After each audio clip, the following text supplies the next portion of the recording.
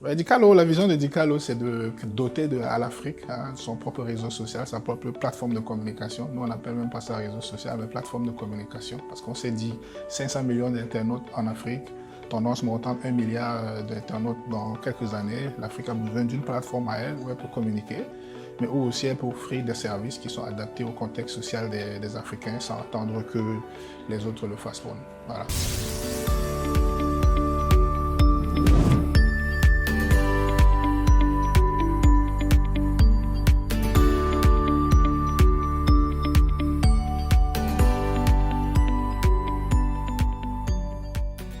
Bonjour, bienvenue chez nous. Je suis Alain Ekambi, l'un des créateurs de Dicalo et l'un des responsables techniques. Donc voilà, bienvenue. Ici, là, vous êtes dans notre quartier général, on va dire. C'est ici qu'on développe Dicalo. Tout ce que vous voyez dans Dicalo, c'est ici qu'on le fait. Donc là, nous avons le développement, le design, aussi le service client. Tout se passe de ce côté. Ici, nous avons le product manager. Techniquement, c'est lui qui décide de tout ce qui se fait ou ne se fait pas dans Dicalo. Voilà, petite start-up d'environ une dizaine de personnes. C'est comme ça qu'on essaie de lever le challenge de faire le plus grand réseau social jamais fait en Afrique. Comment Dicalo fonctionne? À la base, Dicalo, c'est un réseau social normal, comme tous les autres réseaux sociaux. Ça veut dire on crée son compte, on peut le faire avec un email ou un numéro de téléphone. Et puis quand on est dans la plateforme, on a un fil d'actualité, soit des sujets que nous on pense intéressants pour vous, soit des personnes que vous suivez vous-même. Donc vraiment, de façon basique, Dicalo, c'est d'abord un réseau social. On socialise avec d'autres personnes, on poste, on commente, on like, etc., etc.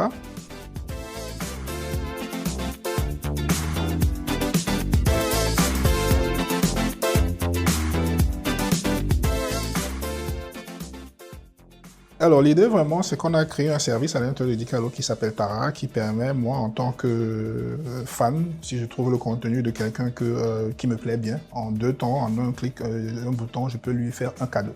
Techniquement, c'est le même principe des cadeaux qu'on trouve sur les autres réseaux sociaux. La seule différence, c'est que c'est adapté au contexte africain parce que ça fonctionne avec des moyens de paiement locaux.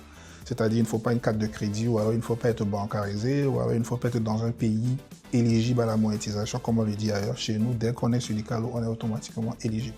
Et notre système de cadeaux fonctionne avec tous les moyens de paiement locaux, que ce soit Orange Money, MTN Money ou notre propre système de paiement, et quel que soit le pays où on se trouve. Donc c'est vraiment cela la particularité. On n'a pas besoin d'être particulièrement dans un pays occidental, on va dire, pour pouvoir recevoir des cadeaux. C'était un peu ça le challenge. Mais Dicalo a grandi beaucoup depuis des années. On a de plus en plus de personnes et je pense que nous sommes pratiquement le plus grand réseau social africain en ce moment. Combien d'abonnés à peu près? Combien de pays sont abonnés? Bon, pratiquement plus les pays d'Afrique francophone, donc Cameroun, Sénégal, Côte d'Ivoire, Bénin, Togo. Ça devrait être plus. On espère vraiment qu'avec le temps, on sera encore plus nombreux. On a environ 1 200 000 personnes qui sont inscrites. 800 000 personnes qui communiquent chaque jour, mais ça devrait normalement être un peu plus et on espère qu'avec les fonctionnalités qui arrivent, on aura encore bien plus de personnes sur la plateforme.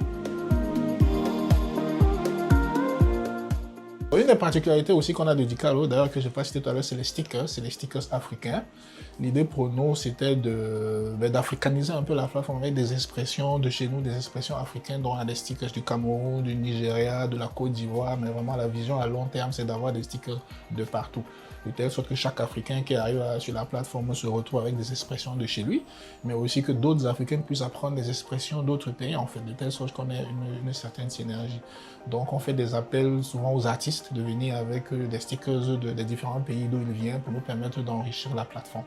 Et à long terme, ce qu'on veut faire, c'est de permettre à ces artistes de pouvoir monétiser ces stickers, c'est-à-dire rendre leurs stickers payants, de telle sorte que quand quelqu'un utilise ou bien veut utiliser leurs stickers, que ça leur permette de créer des sources de revenus aussi. La partie livre dans Dicalo est une des parties les plus prisées. Ça part aussi d'un besoin qu'on avait de permettre aux auteurs africains de vendre leurs livres sur la plateforme. Ce qu'on a constaté, c'est que beaucoup d'auteurs africains ont des difficultés à vendre sur des plateformes comme Amazon, où tout cela semble vouloir faire de la mauvaise publicité parce que les moyens de paiement ne sont pas adaptés au public africain en fait. Donc si vous êtes un auteur ou votre public à majorité africain, ça va être difficile pour vous de vendre votre œuvre, en plus de la sécurisation de ces œuvres-là. Donc la partie libre dans Dicalo permet aux auteurs africains de vendre leurs œuvres avec des moyens de paiement adaptés au contexte africain en fait. Donc on a différents livres de différents auteurs, de différentes origines, et le livre peut être soit payant, soit gratuit. Et l'avantage avec ça, c'est que le client peut directement payer par mobile money et l'argent arrive dans le compte de l'auteur, sans intermédiaire, sans avoir besoin d'être bancarisé, etc. Est-ce qu'aujourd'hui, on peut gagner de l'argent en créant un réseau social? Vous avez quand même tenu 10 ans, ça signifie que vous gagnez quand même de l'argent. Bon, oui, bien sûr, beaucoup d'argent. Bon, en même temps, si vous regardez les plus grandes fortunes, elles ont tous des réseaux sociaux. Si vous voyez Mark Zuckerberg, il a bien un réseau social. S'il est une des personnes les plus riches au monde, ça veut dire que le réseau social, on peut faire de l'argent avec ou avec une messagerie. Donc, on peut faire de l'argent avec un réseau social. Oui, il y a beaucoup de fonctionnalités que nous sommes en train de mettre en place pour faire de l'argent. On a parlé de farotage, c'est-à-dire la création de contenu, ou bien je peux donner un cadeau à un créateur de contenu. Là aussi, on peut faire de l'argent dessus. Il y a de la publicité en ligne, il y a d'autres fonctionnalités. Mais pour l'instant, Dicalo, on est plus even, on va dire, c'est-à-dire on ne fait pas de bénéfices, mais on ne fait pas de pertes non plus. On est juste là. On doit aussi grandir, on est un petit start-up comme vous avez pu le voir, c'est-à-dire que l'entreprise elle-même doit grandir, on doit recruter, on doit investir, ce qui fait en sorte que le peu d'argent qui en ont, on le réinvestit, mais c'est possible de faire de l'argent, mais pour ça aussi il faudrait des investissements conséquents. Donc on profite du canal pour dire aux gens, investissez dans les réseaux sociaux, investissez dans ce genre de projet, parce qu'il y a beaucoup de possibilités de faire de l'argent derrière.